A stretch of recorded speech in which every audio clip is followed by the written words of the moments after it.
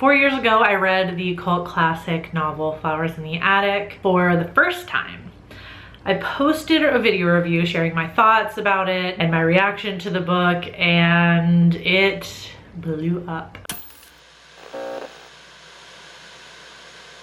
My review of V.C. Andrews' Flowers in the Attic has 35,000 views, which is easily my most viewed video that I've ever posted. And I had almost forgotten, but we actually read this for Creepy Book Club. And in the video, I talked about how previously I'd only seen the 80s adaptation of this. And even though it's not prominent in that adaptation, I did know that there was incest involved in the story. I feel like pop culturally, most people know that. Obviously, I'll link the review above if you want to watch it for yourself. I'll summarize it here. I talked about how uncomfortable the book made me, especially when it comes to how the Dollangangers show affection. Obviously, that's with a purpose. And again, I knew about the incest. What I wasn't aware of was the sexual assault. Like, I did not know that the incest scene was also going to be a rape scene. So that obviously shocked me and took me aback, as if the incest wasn't shocking enough. I also ranted about how tough the book was to get through content-wise. But then the kids escape, and you know, you feel something because you want them to escape, and they get rid of the evidence of what happened to them in the attic that they were gonna take to the police, and they just leave. And I was a little bit mad at how bleak the ending was because of what I had just gone through. I didn't feel satisfied that neither the mother or the grandmother got their comeuppance.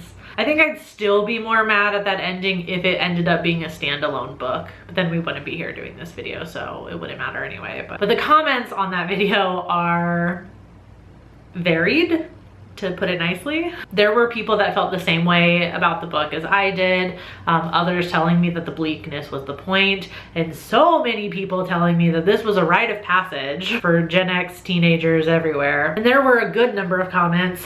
Some might still be in the comment section of that video. A lot of them ended up in held for review because of the language, telling me how I just didn't get it in an unnecessary way. Or worst of all, that I must not have been traumatized enough in my childhood, and that's why I didn't get it. I definitely remember that comment. That one stood out because that is one of the worst things somebody has ever said to me on the internet. My Patreons know that this original video haunts me. It has been in my like top 10 most viewed videos every single month in my analytics, like pretty much since I posted the damn thing. And so even though I did not like the first book, I decided that I guess I'm gonna do anything for the views and apparently read the second in the series, Petals on the Wind. So knowing nothing and assuming that the book picks up right where we left off in book 1, I sat down to read. And it was at 23 pages in that I had my first mental breakdown, one of many to come. The book, I was correct in assuming, did pick up immediately after where Flowers in the Attic left off. Literally as the book opens, they are on the bus to Sarasota, Florida. Lucky for them, Carrie gets sick and they have to get off early because trust me, as a Floridian, Sarasota is not the paradise that they think it is. But the kids are helped by a kindly mute black woman named Henny. And really, other than those two things about her, the only other thing we definitely know about Henny is that she's fat. And we only know that because V.C. Andrews felt the need to mention it in like every single sentence, like in those first 30 pages when we meet her. So Henny takes the kids to her employer, who happens to be a doctor, Dr. Paul Sheffield, to look at Carrie. And when Paul meets the kids, he immediately starts making eyes at and checking out a 15-year-old Kathy. I'm less than 30 pages in. Page 23. Then, without even knowing how it came about, we were in each other's arms and he was kissing me. Kissing with such ardent fervor, it made me respond when I didn't want to. And it's just gonna get worse. It's just gonna get worse, right? This is 23 pages in. This is 23 pages in. And they're at this doctor's house already. A doctor who, I don't think they said how old he is. Paul is like 42 years old, by the way. Not that it matters anyway. He could be like 20 and Kathy is still like 15 years old. She's still a minor. And the first thing he does when they wake the doctor up, when they get to his house for help, is check her out. Let's see what else happened within these 20 pages. Oh, they were saved by a kind woman on the bus, a kind fat black woman, and I only know that because every single time she does anything on this bus, in the couple of pages that Henrietta is in the intro of this book here, it's mentioned how fat she is. Sorry, did Stephen King help write this? So, loving it so far. Multiple men of legal age lust after and get physically intimate with a 15-year-old girl. And it made me want to scream. And here, I thought the incest was gonna be the worst part. And that part is bad, don't get me wrong. But the big romance of the book is between Kathy and Dr. Paul, who is over 25 years Kathy's senior. Meanwhile, Chris is over here like constantly trying to come on to Kathy, saying he won't move on from her ever. It's enough to make my head split open. So the kids settle in with Dr. Sheffield and they start, you know, gaining back some weight. They start looking healthier. They start going to school. Kathy starts to pursue ballet, which we know from the first book is what she really wanted to do when she grew up. So she joins like a local dance company after school, and it's there she meets Julian, one of the aforementioned of age men that lust after Kathy while she is still a minor. So Julian is the son of her ballet instructor, but Kathy doesn't give him the time of day until she does randomly. So basically what's going on in the background is that Kathy has already started a romance with Dr. Paul. I know, disgusting. And they plan to marry, also disgusting. But one day while Kathy is in New York with a new ballet company, Paul's sister comes to visit Kathy out of the blue. The first and only time we ever see the sister in the book. But she just comes to New York to basically just tell Kathy that she's been Jane Eyred. So then literally out of the blue, she decides to marry Julian. He says, "Let me make love to you, then you'll know no man has ever touched you before." I laughed, all right, but one night only. So I'm like, excuse me? And then he's like, if you have me for one night, you'll never want me to go. And then she's like, "Julian, I don't love you, but you will after tonight." "Oh, Julian," I said with a long yawn, "I'm tired and partially drunk. Go away, leave me alone." Like, one, what's happening? He says, "Not on your life, kiddo. Ew. You said yes, and I'm holding you to it." Like I said, rapey vibes. Then there's like a little paragraph break right there. That's literally where the conversation ends. He says, "You said yes and I'm holding you to it. It's me tonight and every night for the rest of your life, or mine." Paragraph break. On a rainy Saturday morning, with all our luggage already piled into the taxis that would take our company to the airport, Julian and I stood in the city hall with our best friends to support us, and a judge said the words that would bind us together until death do you part. What? What's happening? This is irresponsible in so many ways, this story. Julian held tight to me, his dark eyes soft and shiny with love and pride. I couldn't run. I could only say what I was supposed to.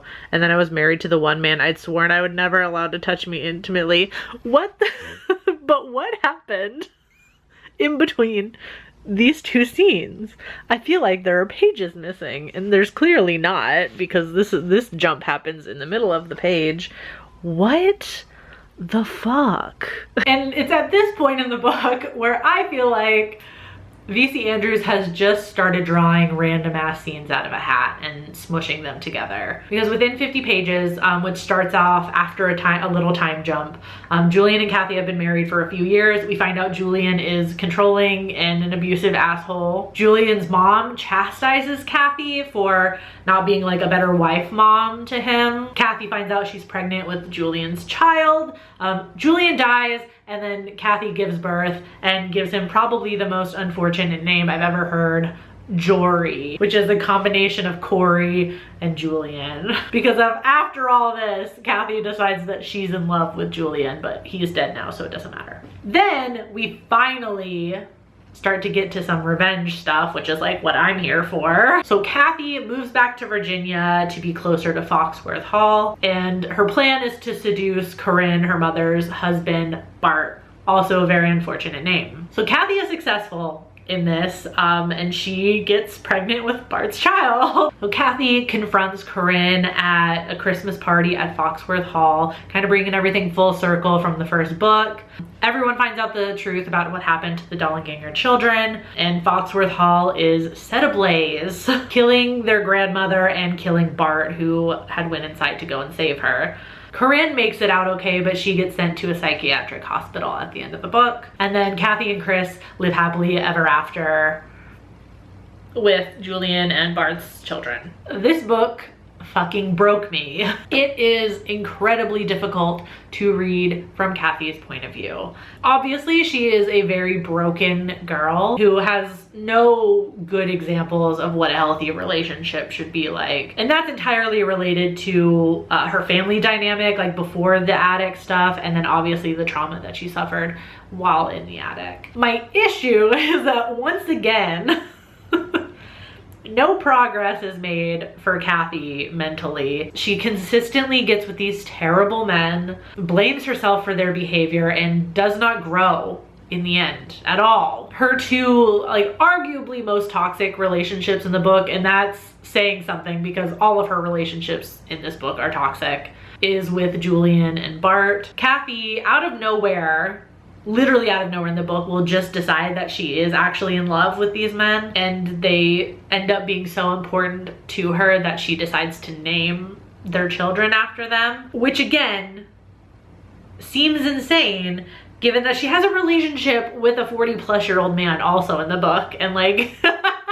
that's not even the craziest thing that happens. Honestly, I'm just gonna say it, this book has like a lack of plot. I know technically a lot of things happen, but it feels like almost nothing happens because Kathy's inner dialogue is entirely comprised of her thinking about these terrible men, again, blaming herself for their behavior and going round and round in circles. And when she's not doing that, she is vowing revenge on her mother for all the shit she has caused them. And then pepper in like Kathy and Chris arguing over their relationship every so often. And nothing even really starts to progress until the last 100 pages or so when Kathy finally decides to act on her vengeful thoughts. And that ends up being like the only kind of good thing that happens to Kathy. Like, she does get her revenge in the end. But once again, this just feels like trauma for trauma's sake.